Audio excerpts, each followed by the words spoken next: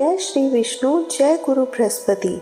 आज का दिन अत्यंत पावन है क्योंकि आज 29 जनवरी गुरुवार के शुभ दिन जया एकादशी का दिव्य संयोग बन रहा है।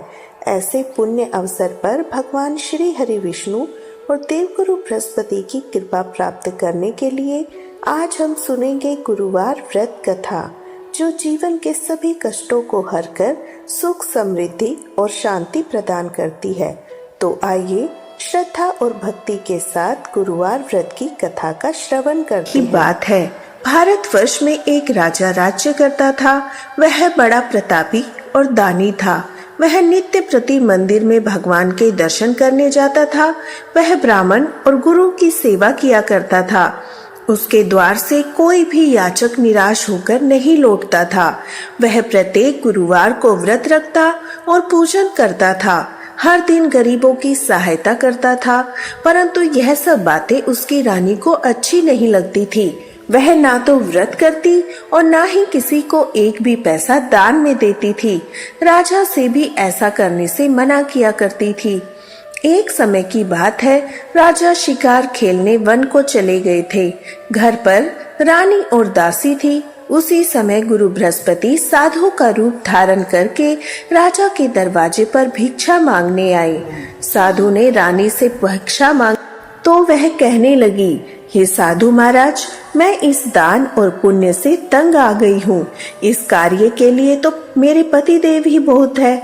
अब आप ऐसी कृपा करें कि हमारा सारा धन नष्ट हो जाए और मैं आराम से रह सकूं। साधु रूपी बृहस्पति देव ने कहा, हे देवी, तुम बड़ी विचित्र हो। संतान और धन से कोई दुखी नहीं होता है, इसको तो सभी चाहते हैं। पापी भी पुत्र और धन की इच्छा रखता है। अगर तुम्हारे पास धन अधिक है तो भूखे मनुष्यों को भोजन कराओ, प्याऊ लगवाओ, ब्राह्मणों को दान दो, धर्मशालाएं बनवाओ, कुआं, तालाब, बावड़ी, बाग, बगीचे आदि का निर्माण कराओ, निर्धनों की कुंवारी कन्याओं का विवाह कराओ, यज्ञ आदि करो। इस प्रकार के कर्मों से आपके कुल का और आपके नाम परलोक में सार्थक होगा, स्वर्ग की प्राप्ति होगी। किंतु रानी साधु की इन बातों से खुश नहीं हुई। उसने कहा, हे साधु महाराज, मुझे ऐसे धन की आवश्यकता नहीं जिसको मैं अन्य किसी को दान दूं, जिसको रखने और संभालने में मेरा सारा समय नष्ट हो जाए। तब साधु ने कहा, हे देवी, अगर तुम्हारी ऐसी ही इच्छा है तो जैसा मैं तुम्हें बताता हूँ वैसा ही करना। बृहस्पतिवार के दिन घर को गोबर से लीपना, अपने केशों को पीली मिट्टी से धोना, राजा से कहना वह दाढ़ी कटवाए, भोजन में मांस और मदिरा खाना, कपड़ा धोबी के यहाँ धुलने डालना। इस प्रकार 7 बृहस्पतिवार करने से तुम्हारा सब धन नष्ट हो जाएगा। ऐसा कहकर साधु महाराज रूपी बृहस्पति देव अंतर ध्यान हो गए। रानी ने साधु के कहे अनुसार 7 बृहस्पतिवार तक वैसा ही करने का विचार किया। साधु के बताए अनुसार करते हुए केवल 3 बृहस्पतिवार ही बीते थे। उसकी समस्त धन संपत्ति नष्ट हो गई। भोजन के लिए दोनों समय परिवार तरसने लगा, सांसारिक भोगों से दुखी रहने लगा। तब वह राजा रानी से कहने लगा, हे रानी, तुम यहीं रहो, मैं दूसरे देश को जाता हूँ, क्योंकि यहाँ पर मुझे सभी मनुष्य जानते हैं, इसलिए मैं यहाँ कोई काम नहीं कर सकता। मैं परदेश जा रहा हूँ, वहाँ कोई काम धंधा करूँगा, शायद हमारे भाग्य बदल जाए। ऐसा कहकर राजा परदेश चला गया। वह वहाँ जंगल से लकड़ी काट कर लाता और शहर में बेचता। इस तरह जीवन व्यतीत करने लगा। इधर राजा के बिना रानी और दासी दुखी रहने लगी। किसी दिन भोजन मिलता, किसी दिन केवल जल पीकर ही रह जाती। एक बार रानी और दासियों को 7 दिन तक बिना भोजन के रहना पड़ा। तो रानी ने अपनी दासी से कहा, हे दासी, यहाँ पास ही के नगर में मेरी बहन रहती है, वह बड़ी धनवान है। तू उसके पास जा और वहाँ से 5 सेर गेहूं मांग कर लेकर आ, जिससे कुछ समय के लिए थोड़ा गुजर बसर हो जाए। दासी रानी की बहन के पास गई। दासी ने रानी की बहन से कहा, हे रानी, मुझे आपकी बहन ने भेजा है, मुझे 5 सेर गेहूं दे दो। दासी ने ही यह बात अनेक बार कही, परंतु रानी की बहन ने कोई उत्तर नहीं दिया, क्योंकि उस दिन बृहस्पतिवार की कथा सुन रही थी। जब दासी को रानी की बहन से कोई उत्तर नहीं मिला तो वह बहुत दुखी हुई। उसे क्रोध भी आया। वह लौटकर रानी से बोली, हे रानी, आपकी बहन तो बड़ी ही घमंडी है। वह तो छोटे लोगों से बातें भी नहीं करती। मैंने उससे बहुत बार कहा लेकिन उसने कोई उत्तर नहीं दिया और मैं वापस चली गई। रानी बोली, हे दासी, इसमें कोई दोष नहीं है। जब बुरे दिन आते हैं तब कोई सहारा नहीं देता। अच्छे बुरे का पता विपत्ति में ही लगता है। अब तो जो ईश्वर की इच्छा होगी वही होगा। यह सब हमारे भाग्य का दोष है। उधर रानी की बहन ने सोचा, मेरी बहन की दासी आई थी परंतु मैं उससे नहीं बोली, इससे वह बहुत दुखी हुई होगी। अतः कथा सुनकर और विष्णु भगवान का पूजन समाप्त कर वह अपनी बहन के घर आई और कहने लगी, हे बहन, मैं बृहस्पतिवार का व्रत कर रही थी। तुम्हारी दासी हमारे घर गई थी परंतु जब तक कथा होती है तब तक ना हम उठते हैं और ना ही बोलते हैं, इसलिए मैं नहीं बोली। तो वो दासी क्यों गई थी बहन, बताओ ना। तो बहन ने कहा, हमारे घर अनाज नहीं था। वैसे तुमसे कोई बात छिपी नहीं है, इस कारण मैंने दासी को तुम्हारे पास 5 सेर गेहूं लाने के लिए भेजा था। रानी की बहन बोली, बहन देखो, बृहस्पति देव भगवान सबकी मनोकामनाएं पूर्ण करते हैं। देखो, शायद तुम्हारे घर में अनाज रखा हो। यह सुनकर दासी घर के अंदर गई तो वहां उसे एक घड़ा भरा हुआ गेहूं का मिल गया। उसे बड़ी हैरानी हुई क्योंकि उसने एक एक बर्तन को पहले ही देख लिया था। उसने बाहर आकर रानी को बताया। दासी अपनी रानी से कहने लगी, हे रानी, देखो, वैसे हमको जब अन्न नहीं मिलता तो हम व्रत ही तो करते हैं। अगर इनसे व्रत की विधि और कथा पूछ ली जाए तो हम भी किया करेंगे। दासी के कहने पर रानी ने अपनी बहन से बृहस्पतिवार व्रत के बारे में पूछा। उसकी बहन ने बताया, हे रानी बहन, बृहस्पतिवार को सूर्योदय से पहले उठकर स्नान करके बृहस्पतिवार का व्रत करना चाहिए, लेकिन उस दिन सिर नहीं धोना चाहिए। बृहस्पतिवार के व्रत में चने की दाल और मुनक्का से विष्णु भगवान का केले के वृक्ष की जड़ में पूजन करना चाहिए। दीपक जलाना चाहिए। उस दिन एक ही समय भोजन करे। भोजन पीले पदार्थों का ही करे। कथा का श्रवण करे। इस प्रकार करने से गुरु भगवान प्रसन्न होते हैं, अन्न, पुत्र और धन देते हैं, मनोकामनाएं पूर्ण करते हैं। व्रत और पूजन की विधि बताकर रानी की बहन अपने घर लौट आई। रानी और दासी दोनों ने निश्चय किया कि बृहस्पति देव भगवान का पूजन करेंगे। 7 दिन बाद जब बृहस्पतिवार आया तो उन्होंने व्रत रखा। गुड़साल में जाकर चना और गुड़ बीन लाई। उसकी दाल से केले की जड़ में पूजन किया और विष्णु भगवान की पूजन और अर्चना की। अब पीला भोजन कहाँ से आए? दोनों बड़ी दुखी हुई, परंतु उन्होंने व्रत किया था, इस कारण बृहस्पति देव भगवान प्रसन्न थे। एक साधारण व्यक्ति के रूप में वे 2 थालों में सुंदर पीला भोजन लेकर आए। दासी को देकर बोले, दासी, यह भोजन तुम्हारे और रानी के लिए है, तुम दोनों कर लेना। दासी भोजन पाकर बहुत प्रसन्न हुई। रानी से बोली, हे रानी, आप भी भोजन कर लीजिए। रानी को भोजन आने के बारे में कुछ नहीं पता था, इसलिए वह दासी से बोली, जाओ तू ही भोजन कर। क्यों, तू व्यर्थ में हमारी हंसी उड़ाती है? तब दासी बोली, रानी, एक व्यक्ति भोजन देके गया है। तब रानी कहने लगी, वो भोजन तेरे लिए देकर गया है, तू ही भोजन कर। दासी ने कहा, वह व्यक्ति हम दोनों के लिए 2 थालों में भोजन देकर गया है, इसलिए मैं और आप दोनों ही साथ साथ भोजन करेंगे। फिर दोनों ने गुरु भगवान को नमस्कार किया और भोजन ग्रहण किया। उसके बाद से वे प्रत्येक बृहस्पतिवार को गुरु भगवान का व्रत और पूजन करने लगी। बृहस्पति देव भगवान की कृपा से उसके पास धन हो गया, परंतु रानी फिर पहले की तरह से आलस्य करने लगी। तब दासी बोली, देखो रानी, तुम पहले भी इस तरह आलस्य करती थी, तुम्हें धन रखने में कष्ट होता था, इस कारण सभी धन नष्ट हो गया। अब गुरु भगवान की कृपा से धन मिला है तो तुम फिर से आलस्य कर रही हो। बड़ी मुसीबतों के बाद हमने यह धन पाया है, इसलिए हमें दान और पुण्य करना चाहिए। तुम भूखे मनुष्यों को भोजन कराओ, प्याऊ लगवाओ, ब्राह्मणों को दान दो, कुआं, तालाब, बावड़ी आदि का निर्माण कराओ, मंदिर और पाठशाला बनवाकर दान दो, कुंवारी कन्याओं का विवाह कराओ, धन को शुभ कार्य में खर्च करो, जिससे तुम्हारे कुल का यश बढ़े और स्वर्ग की प्राप्ति हो और पितृ भी प्रसन्न हो। दासी की बात मानकर रानी ने इसी प्रकार के कर्म करने प्रारंभ कर दिए, जिससे उसका काफी यश फैलने लगा।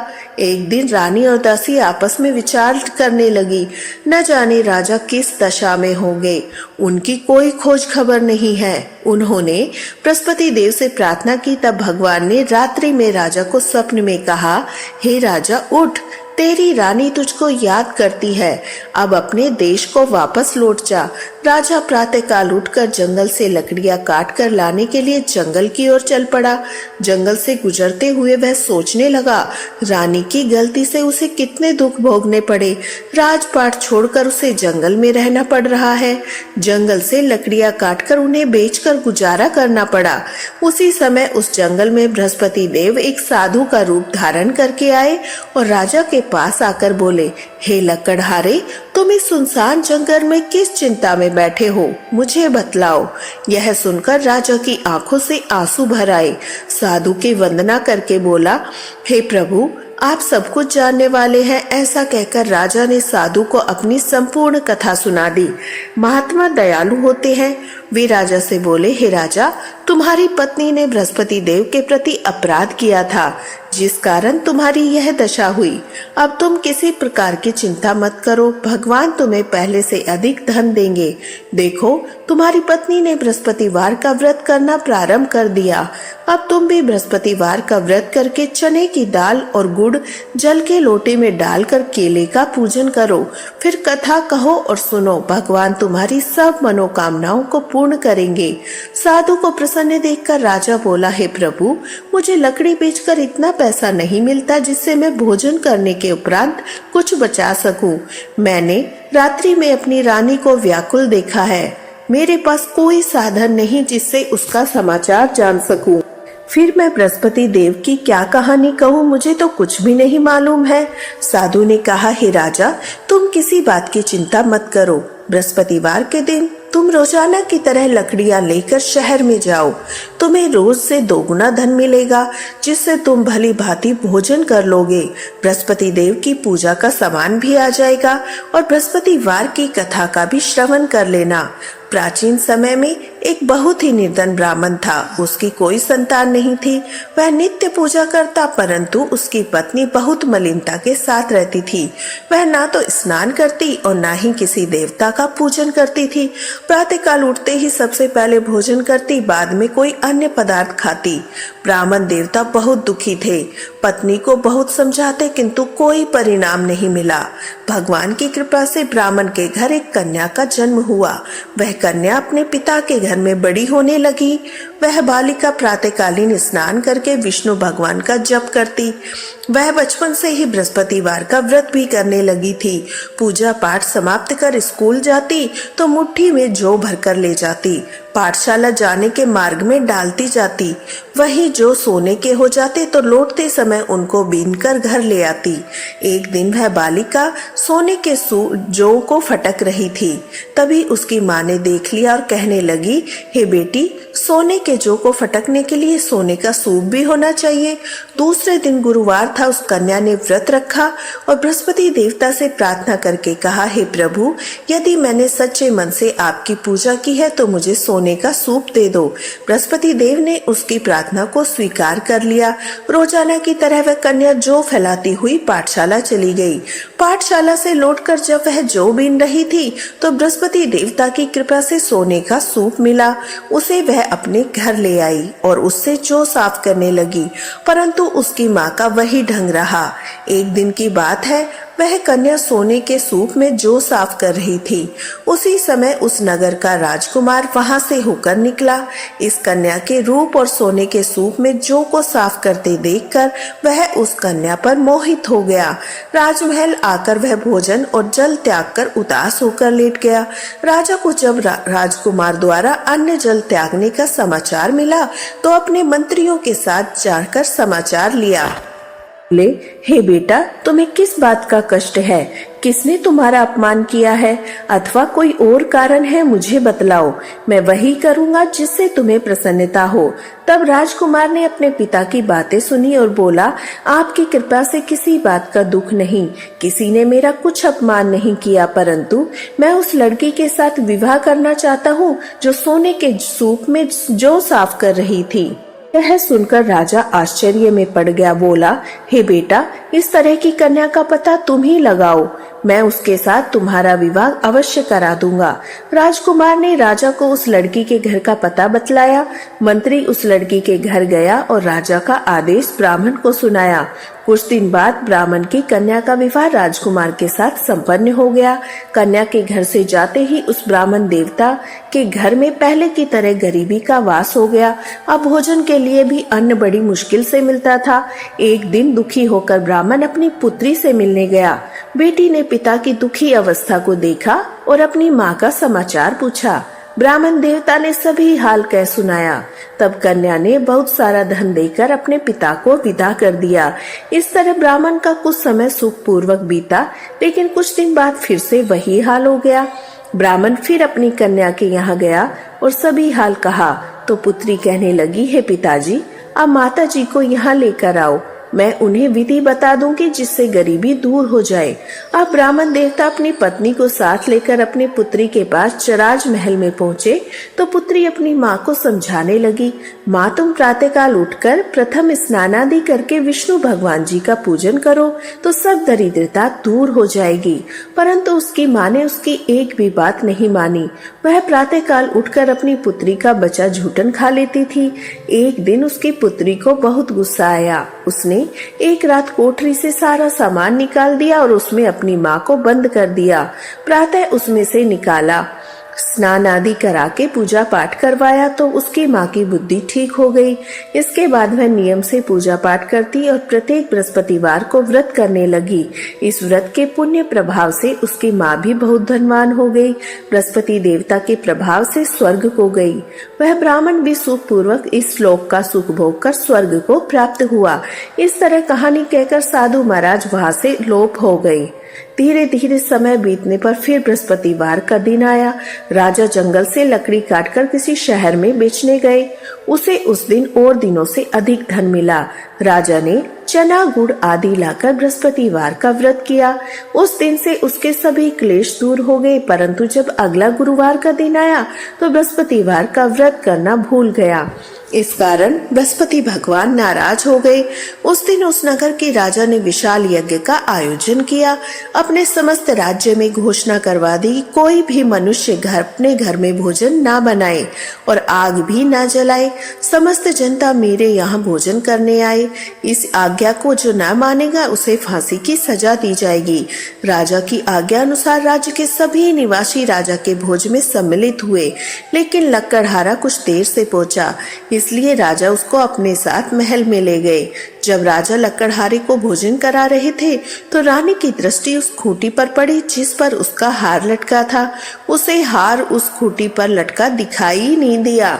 रानी को निश्चय हो गया, मेरा हार उस लक्कड़हारे ने चुरा लिया है। उसी समय सैनिक बुलवाकर उसको कैद खाने में डलवा दिया।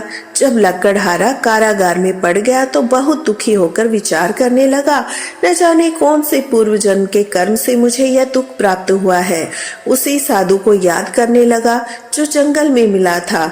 तत्काल बृहस्पति देव साधु के रूप में प्रकट हो गए और उसकी दशा को देखकर कहने लगे, अरे मूर्ख, तूने बृहस्पति देवता की कथा नहीं की, इस कारण तुम्हें यह दुख प्राप्त हुआ है। अब चिंता मत कर, बृहस्पतिवार के दिन कारागार के दरवाजे पर 4 पैसे पड़े मिलेंगे, उनसे तू बृहस्पति देव की पूजा करना तो तेरे सभी कष्ट दूर हो जाएंगे। अगले बृहस्पतिवार उसे कारागार के द्वार पर 4 पैसे पड़े मिले। राजा ने पूजा का सामान मंगवाकर कथा कही और प्रसाद बांटा। उसी रात्रि को बृहस्पति देव ने उस नगर के राजा को स्वप्न में कहा, हे राजा, तूने जिस आदमी को कारागार में बंद किया है वह निर्दोष है, वह राजा है, उसे छोड़ देना। रानी का हार उसी खूंटी पर लटका हुआ है। अगर तू ऐसा नहीं करेगा तो मैं तेरे राज्य को नष्ट कर दूंगा। राजा प्रातःकाल उठा और खूंटी पर टंगा हार देखकर उस लकड़हारे को बुलाकर क्षमा मांगने लगा। राजा के योग्य सुंदर वस्त्र आभूषण भेंट कर उसे विदा किया गया। गुरुदेव की आज्ञा अनुसार राजा अब अपने नगर को चल दिया। राजा जब नगर के निकट पहुंचा तो उसे बड़ा आश्चर्य हुआ। नगर में पहले से अधिक बाग, तालाब और कुएं और बहुत सी धर्मशालाएं और मंदिर आदि बने हुए थे। राजा ने पूछा, यह किसका बाग और धर्मशाला है? तब नगर के सब लोग कहने लगे, यह सब रानी और दासी द्वारा बनवाए गए हैं। राजा को आश्चर्य हुआ और गुस्सा भी आया।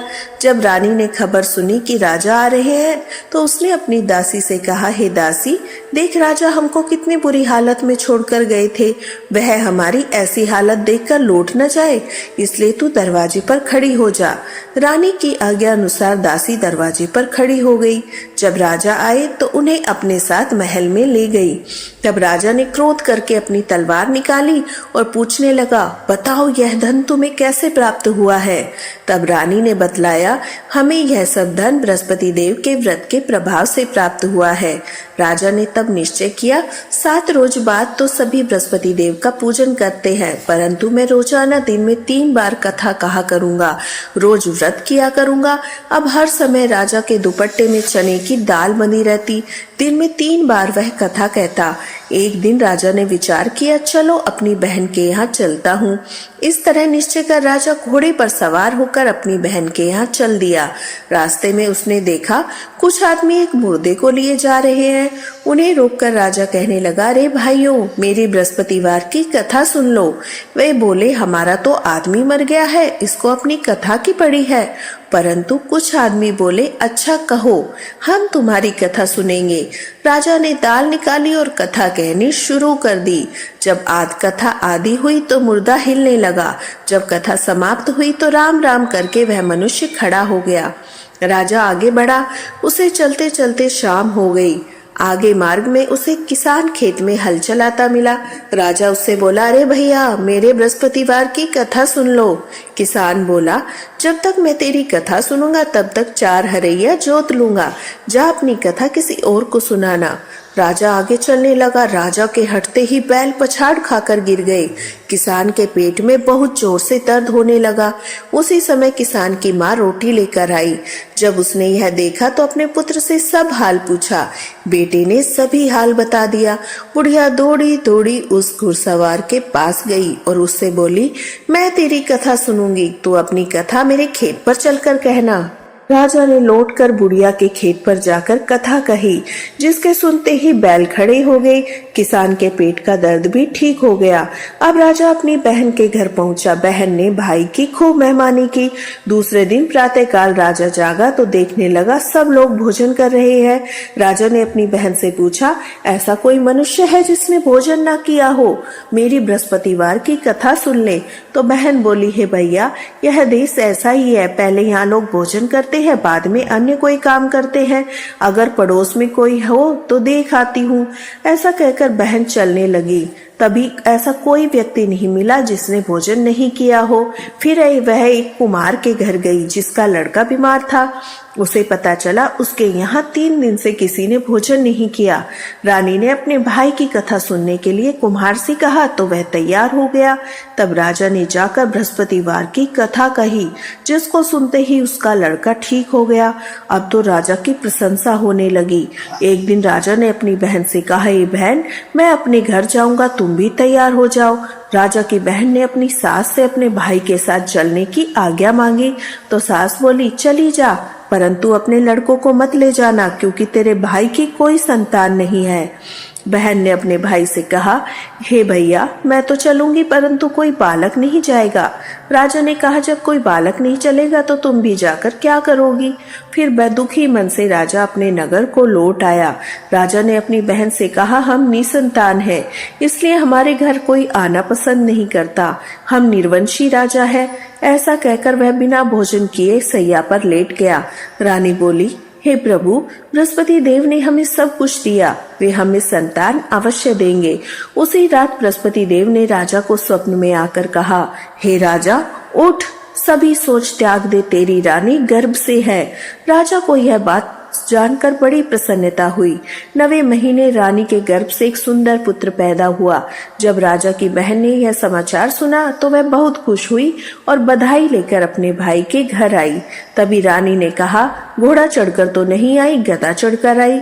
राजा की बहन बोली, भाई मैं इस प्रकार ना कहती तो तुम्हें संतान कैसे मिलती। बृहस्पति देव ऐसे ही हैं, जिनके मन में जो कामनाएं रहती है वह सभी को पूर्ण करते हैं। जो सद्भावना पूर्वक बृहस्पतिवार का व्रत करता है, कथा पढ़ता है और सुनता है, दूसरों को सुनाता है, बृहस्पति देव उसकी सभी इच्छाएं पूर्ण करते हैं। बृहस्पति देव सदैव रक्षा करते हैं। जो संसार में सद्भावना और सच्चे मन से बृहस्पति देव का पूजन करते हैं, उनकी सभी मनोकामनाएं उस प्रकार पूर्ण होती है जैसे राजा और रानी ने बृहस्पति देव की कथा का गुणगान किया। उनकी सभी इच्छाएं बृहस्पति देव ने पूर्ण की। मनुष्य को हृदय से उनका मनन करते हुए जय जयकार करनी चाहिए। प्रेम से बोलिए बृहस्पति देवता की जय। तो यह थी आज की बृहस्पतिवार की व्रत कथा। अब सुनिए बृहस्पति देव की आरती। ओम जय बृहस्पति देवा, स्वामी जय बृहस्पति देवा। छिन छिन भोग लगाऊं, कदली फल मेवा। ओम जय बृहस्पति देवा। तुम पूरन परमात्मा, तुम अंतर्यामी। जगत पिता जगदीश्वर, तुम सबके स्वामी। ओम जय बृहस्पति देवा। चरणामृत निज निर्मल, सब पातक हरता। सकल मनोरथ दायक, कृपा करो भरता। ओम जय बृहस्पति देवा। तन मन धन अर्पण कर, जो जन शरण पड़े। प्रभु प्रकट तब होकर, आकर द्वार खड़े। ओम जय बृहस्पति देवा। दीन दयाल दयानिधि, भक्तन हितकारी। पाप दोष सब हरता, भव बंधन हारी। ओम जय बृहस्पति देवा। सकल मनोरथ दायक, शब संशय तारो। विषय विकार मिटाओ, संतन सुखकारी। ओम जय बृहस्पति देवा। ओम जय बृहस्पति देवा।